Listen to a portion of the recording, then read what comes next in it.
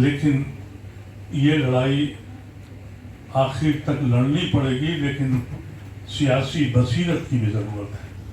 جنہوں نے 1995 کا بل بھی ان کے سامنے پاس بنا، اور 2013 میں جو امینڈمنٹ آیا، ہم نے 6 مہینے سے زیادہ لگائے تھے ہر آدمی، ہر اسٹیک ہولڈر کو کنسلٹ، ایک مکمل اوقاف کا بل بنا تھا۔ اب اس میں ترمیم کی کوئی گنجائش نہیں ہے۔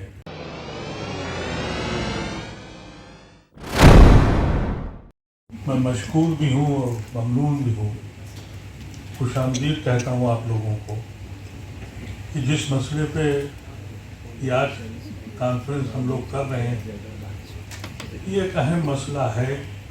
یہ IMCR کی میٹنگ نہیں ہے۔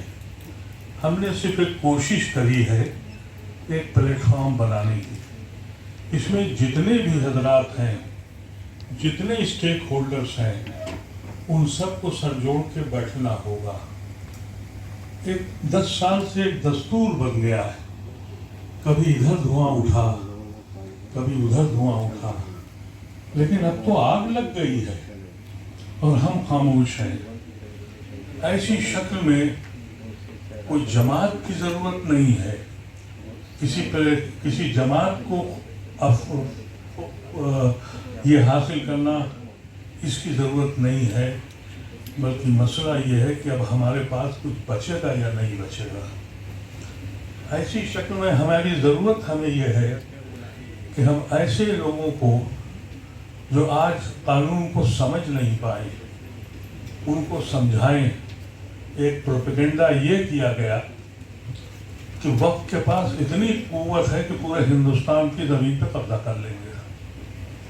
کچھ لوگوں کا یہ کہنا ہے کہ ہم سرکار سے بات کریں، لیکن میرا یہ سمجھ ہے، ہم سب لوگ آپس میں بیٹھ کے مشورہ کریں گے، اپنی اپنی بات کو کر کے ایک پلیٹ فارم کریٹ کریں، اور وہ کام اس طرح کا ہو کہ حکومت ہند کو یہ معلوم ہو جائے کہ منظر کبھی سوئی تو ہوئی ہے، مری نہیں ہے۔ اس کا احساس دلانا سخت ضروری ہے۔ جو خاص طور سے BJP کے سہیوگی ہیں، ان کو بھی سمجھانا ہوگا، ان کو بتانا ہوگا کہ یہ ہمارا جو مسئلہ ہے، یہ ہندوستان کے پڑاخے اڑا دے گا اگر انہوں نے یہ مسئلہ کیا۔ ہمیں امید ہے، آج خالد احمد صاحب ہمارے دوست چھوٹے بھائی بیٹھے ہیں، بہت امید لگا کے بیٹھا ہوں میں ان کی طرف، اور مجھے امید بھی ہے، لیکن مسئلہ یہ ہے کہ جو پارلیمنٹ میں ان کے نمائندے نے تقریر کری، کلیجہ پھاڑ دیا۔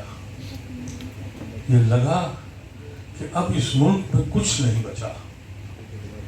آپ یقینی طور پر ایک اہم مسلم لیڈر ہیں، میرے عزیز ہیں، میں صرف آپ سے کہتا ہوں کہ آپ کی ذمہ داری بنتی ہے۔ IMCR جو تصور تھا اس کا یہ ہے کہ آپ کسی پارٹی میں ہوں، لیکن اگر آپ کی پارٹی آپ کو نہیں سنتی اور آپ کے خلاف کام کرتی ہے تو لات مار دیجیے اور چھوڑ دیجیے اس پارٹی کو۔ مجھے تکلیف سب سے ہے، لیکن سوال صرف یہ ہے کہ اس وقت اگر ہم نے جسٹس سچر نے جو کچھ کہا تھا اپنی رپورٹ میں، وہ سب واقف تھے کہ ہم سب سے زیادہ بیکورڈ ہیں، لیکن جو چیپٹر 10 میں جو انہوں نے اوقاف پہ کام کیا تھا، اس کو دیکھنا چاہیے۔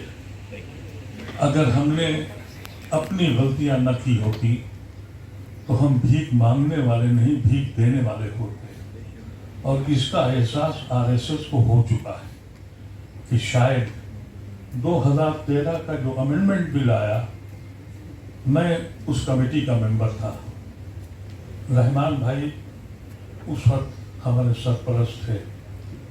رحمان بھائی ایک ایسی شخصیت ہے ہمارے بیچ آج بیٹھے ہوئے ہیں، جنہوں نے 1995 کا بل بھی ان کے سامنے پاس بنا، اور 2013 میں جو امینڈمنٹ آیا، ہم نے 6 مہینے سے زیادہ لگائے تھے ہر آدمی، ہر اسٹیک ہولڈر کو کنسلٹ ایک مکمل اوقاف کا بل بنا تھا.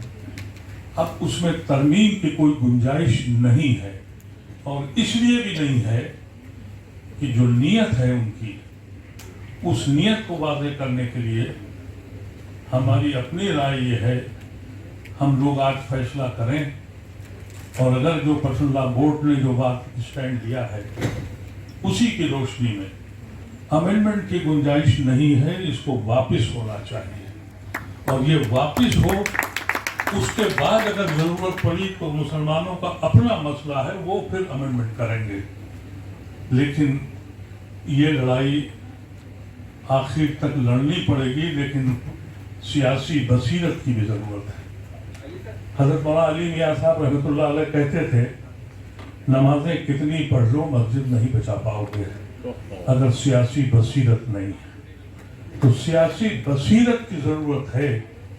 اللہ کا شکر ہے کہ ابھی رحمان بھائی ایسے لوگ سیاسی طور پہ موجود ہیں، اور یہ ان کی محبت ہے، ان کی صحت اجازت نہیں دیتی. ہماری اس تنظیم کے وہ چیئرمین بھی ہیں، وہ ہمیشہ سے انہوں نے جو وقت پہ کام کیا ہے، اللہ اس کا اجر بھی ان کو دے گا.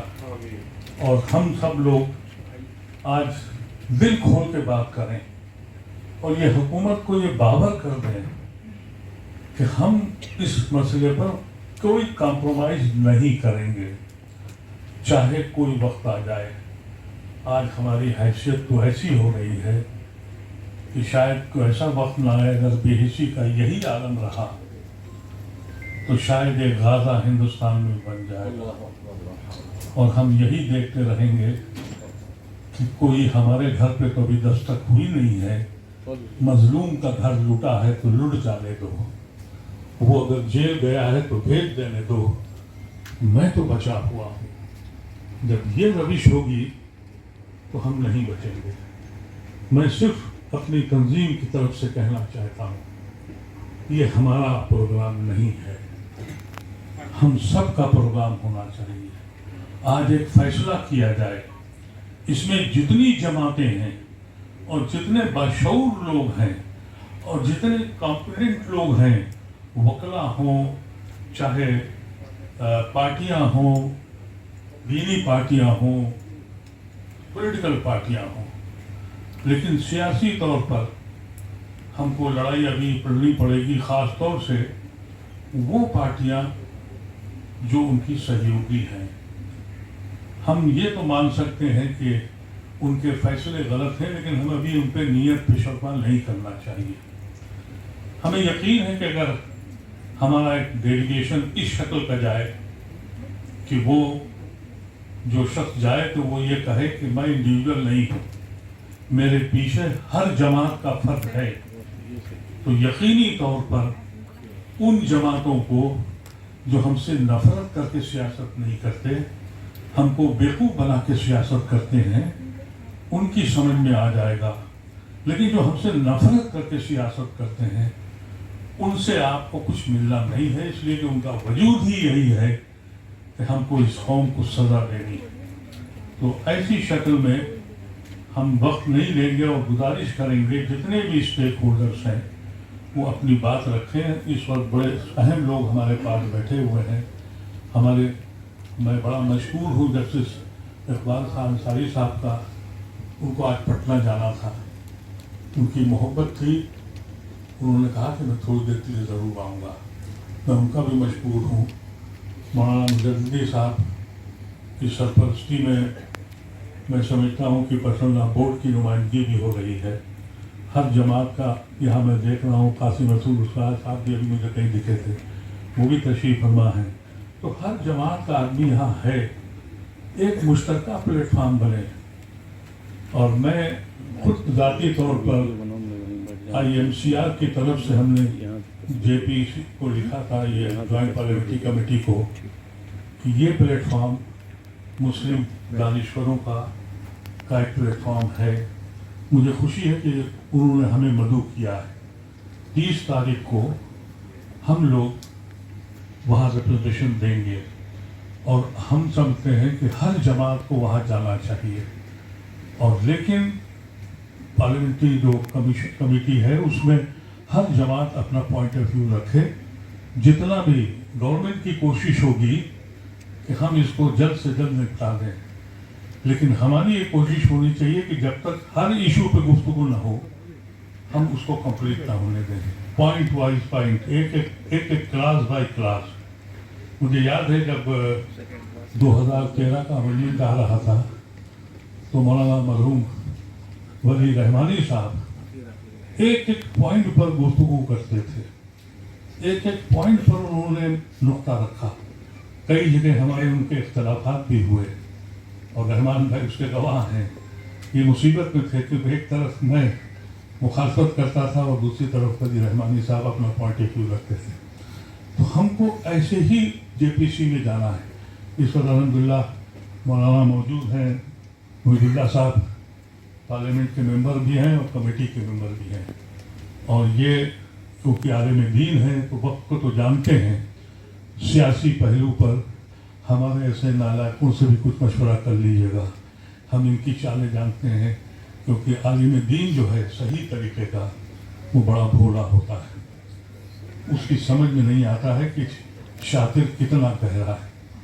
تو آپ کو اور آپ کے جتنے ممبران ہیں, ہم نے فولڈر آپ کو دیے ہیں, اس میں مختلف لوگوں کی جو اوپینینس ہیں اس میں پڑی ہوئی ہیں.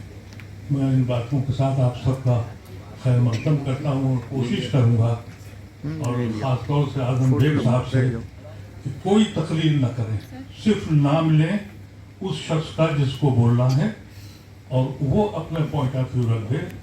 آخر میں سیکنڈ ہاف میں ایک تشکیل اگر ہو جائے, ایک گروہ کی بن جائے کہ یہ ایک گروپ ہے اور اس کی کون آدمی قیادت کر رہا ہے, اس میں ہر پارٹی کا نمائندہ موجود ہو, حاکم وقت کو بھی بتا دیا جائے اور وہ لوگ جو حاکم وقت کے بیساکھی ہیں ان کو بھی بتا دیا جائے کہ یہ آخری فیصلہ ہے.